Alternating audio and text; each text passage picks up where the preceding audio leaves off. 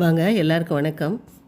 இப்போ வந்து ஆப்பம் செய்கிறதுக்கு ஜீரக சம்பா அரிசியில் செஞ்சு பாருங்கள். ரொம்ப சூப்பராக இருக்கும்.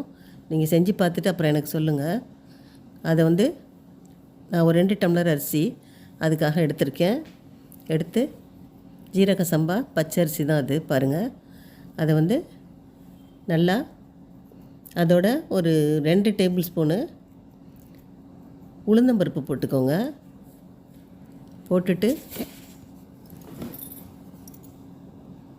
நல்லா 4-5 தடவை கழுவிட்டு மூடி வச்சுருங்க. அப்படியே ஒரு 4-5 மணி நேரம் ஊறட்டும். ஏன்னா மிக்சியில் தான் அரைக்க போகிறோம் நம்ம. அதனால் கொஞ்சம் கூட ஊறினாலும் ஒன்றும் இல்லை. ஊற வச்சுட்டு அதை அரைச்சி எடுத்துக்கலாம்.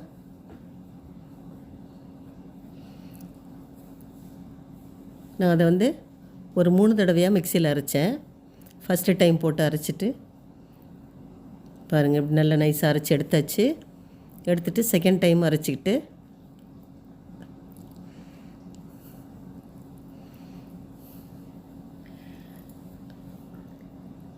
இப்போ 2 தடவைக்கு இவ்வளோ வந்துருச்சா. 3ஆவது தடவைக்கு சும்மா ஒரே ஒரு கை மட்டும் மீதி வச்சுருக்கேன். அதில் மீதி இருக்கிற அரிசியை போட்டு, அந்த ஒரு கை அரிசியை போட்டுட்டு அதுக்கு ஒரு சின்ன கரண்டியில் ஒரு கரண்டி சாதம் வடித்த சாதம் ஒரு கரண்டி போட்டுக்கிறேன். தேங்காய் துருவல் வந்து ஒரு 2 கரண்டி, அதாவது ஒரு மூடி தேங்காய் துருவல் சேர்த்துக்கோங்க. போட்டுட்டு அதையும் அரைச்சி எடுத்துக்கலாம்.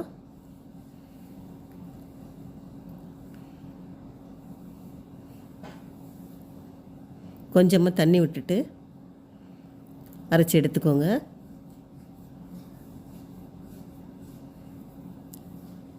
நல்லா அரைச்சாச்சு. அதையும் சேர்த்துட்டு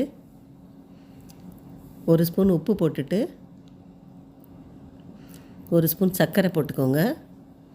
போட்டு உப்பு போட்டது வீடியோ மிஸ் ஆயிடுச்சு, அதனால் ஒரு ஸ்பூன் உப்பு போட்டுக்கோங்க. எவ்வளோ தேவையோ அந்தளவு உப்பு போட்டுக்கோங்க. ஒரு ஸ்பூன் சுகர் போட்டுக்கோங்க. போட்டு நல்லா கையை வச்சு கரைச்சி கலந்து விடுங்க. அப்போ தான் வந்து அந்த மாவு வந்து நல்லா பொங்கி வந்திருக்கும். அப்போ தான் ஆப்பம் வந்து புள்ளியாக அப்படியே சாஃப்டாக வரும். சோடா உப்போ எதுவுமே நீங்கள் சேர்க்க தேவையில்லை.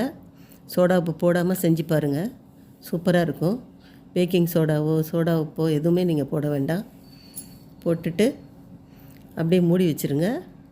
காலையில் பாருங்கள் எப்படி இருக்குன்னு மாவு மேலே எப்படி பொங்கி வந்திருக்குன்னு. அதை நல்லா கலக்கி விட்டுக்குவோம். நல்லா கலந்து கொஞ்சம் தோசை மாவோட கொஞ்சம் தண்ணியாக, அதை விட ஒரு 1/4 டம்ளர் தண்ணி சேர்த்துக்கோங்க. சேர்த்துட்டு ஆப்பக்கடாய் அடுப்பில் வச்சு நல்லா காஞ்ச உடனே ஒரு கரண்டி மாவு எடுத்து ஊற்றிக்கோங்க. ஊற்றிட்டு கடாயை 2 பக்கமும் பிடிச்சி நல்லா ஃபுல்லாக சுற்றி விடுங்க. நல்லா ஒரே தடவையில் சுற்றி விட்டிங்கன்னா சூப்பராக இருக்கும். சுற்றிட்டு அப்படியே மூடி வச்சுருங்க.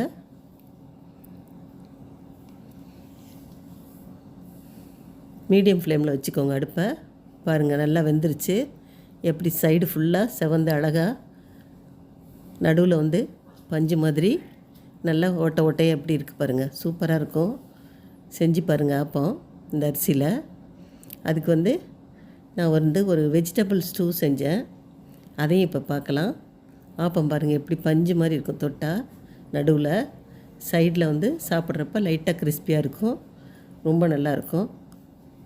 இப்போ கடாய் அடுப்பில் வச்சுட்டு ஒரு கரண்டி தேங்காய் எண்ணெய் விட்டுக்கிறேன் நான்.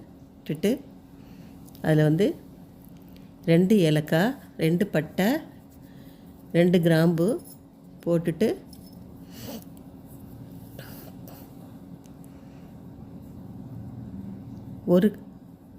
ஒரு பெரிய வெங்காயத்தை நீளமாக கட் பண்ணி வச்சுருக்கேன், அதையும் சேர்த்துக்கிறேன். ஒரு 3 பச்சை மிளகாய் போட்டிருக்கேன். போட்டுட்டு நல்லா கொஞ்சம் வதக்கி விட்டுக்கோங்க. வதக்கி விட்டுட்டு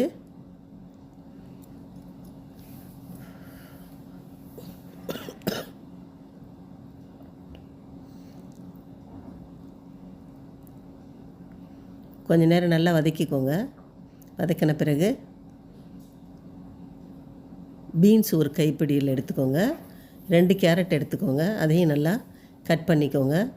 பச்சை பட்டாணி ஒரு சின்ன கப்பில் 1 கப்பு, அது 3ஐயும் சேர்த்து நல்லா கொஞ்சம் நேரம் ஒரு 2 நிமிஷத்துக்கு நல்லா வதக்கி விடுங்க.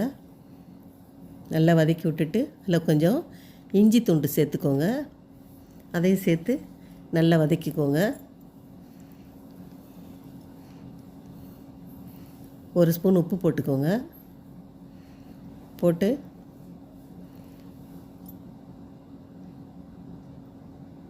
நல்லா வதக்கி விட்டு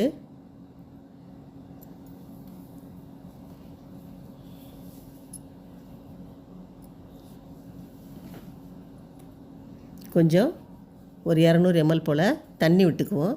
தண்ணி விட்டு அந்த காய் நல்லா வேகணும். நல்லா காய் வேகிற வரைக்கும் ஊற்றி கொதிக்க விட்டு நல்லா வேக விடுங்க. நான் வந்து இஞ்சியை போட மறந்துட்டேன். அதனால் கொஞ்சோண்டு எண்ணெய் விட்டு அந்த இஞ்சியை வந்து அதில் வதக்கி சேர்த்துட்றேன். இஞ்சி துண்டு அரிஞ்சு வச்சதை மறந்துட்டேன் நான். அதனால் அதை வதக்கிட்டு போட்டுருவோம். எங்கள் பாப்பா சமைச்சு விளையாடுறதுக்காக தனியாக எடுத்துகிட்டு போயிடுச்சு. நான் அப்புறம் எங்கடா காணோன்னு பார்த்துட்டு அதை எடுத்துகிட்டு வந்தேன். அதனால் போட மறந்துட்டேன். போட்டுக்கிறோங்க. போட்டு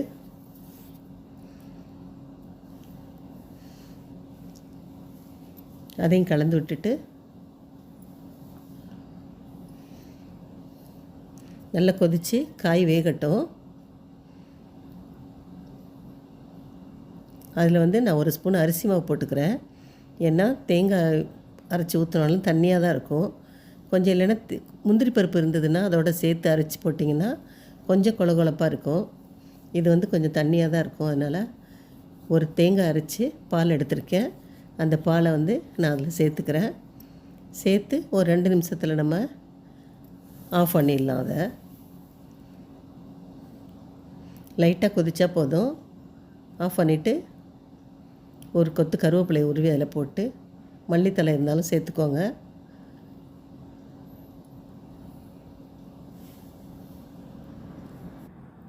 வாங்க கருவேப்பிலையை போட்டுட்டு நல்லா கொதிச்சிருச்சு. இப்போ ஸ்டவ் ஆஃப் பண்ணிவிட்டு இறக்கி வச்சுக்கலாம். ஆப்பத்தை ஊற்றி அதில் வந்து இந்த வெஜ்ஜு ஸ்டூவை ஊற்றி சாப்பிட்டு பாருங்கள். சூப்பராக இருக்கும். ஊற்றின உடனே ஆப்பம் வந்து பஞ்சு மாதிரி இருக்கும். நல்லா சாப்பிட டேஸ்ட்டாக இருக்கும். குழந்தைங்களும் சாப்பிடுவாங்க. நீங்கள் செஞ்சு கொடுத்து பாருங்கள். பிடிச்சிருந்தால் லைக் பண்ணுங்கள், ஷேர் பண்ணுங்கள், மறக்காமல் சப்ஸ்கிரைப் பண்ணுங்கள். நன்றி.